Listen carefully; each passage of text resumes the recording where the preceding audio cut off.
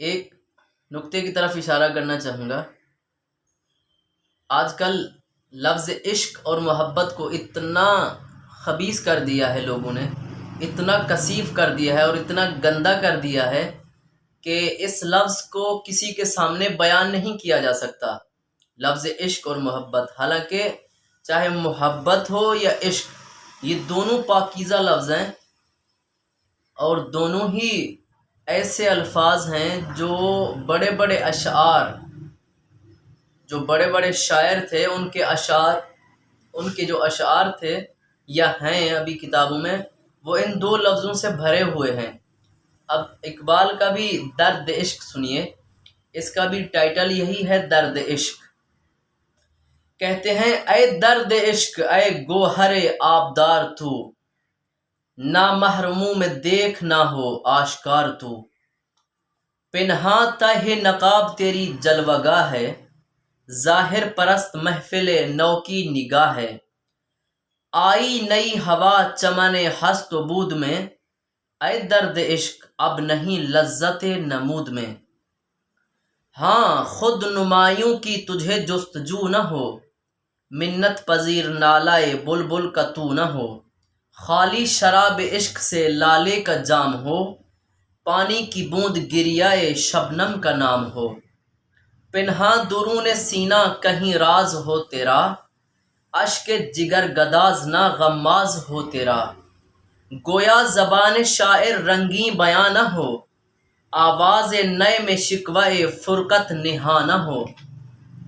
یہ دور نکتہ چین ہے کہیں چھپ کے بیٹھ رہے، جس دل میں تو مکیں ہے وہیں چھپ کے بیٹھ رہے،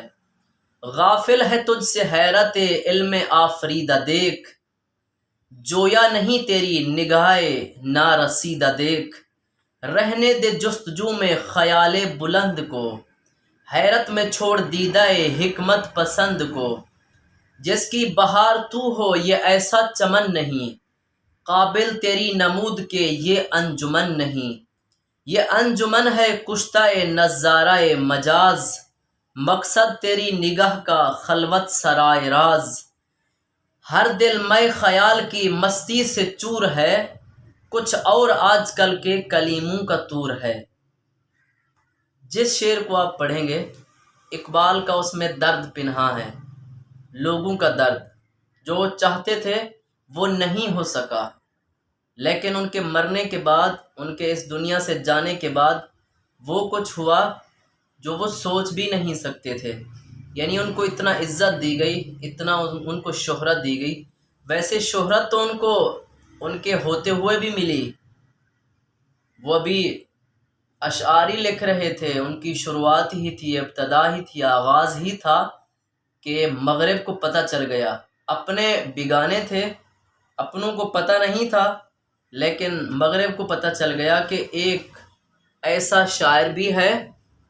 جو خود ہی کو بیدار کرتا ہے، خود تو بیدار ہی ہے، دوسروں کو بیدار کر رہا ہے۔ تو ان کے استادوں نے بھی اعتراف کیا کہ اقبال کو سر ہی کہنا چاہیے، سر اقبال، تو وہ واقعاً سر ہی تھے۔ انشاءاللہ ہم ایک کلام اقبال کو پڑھیں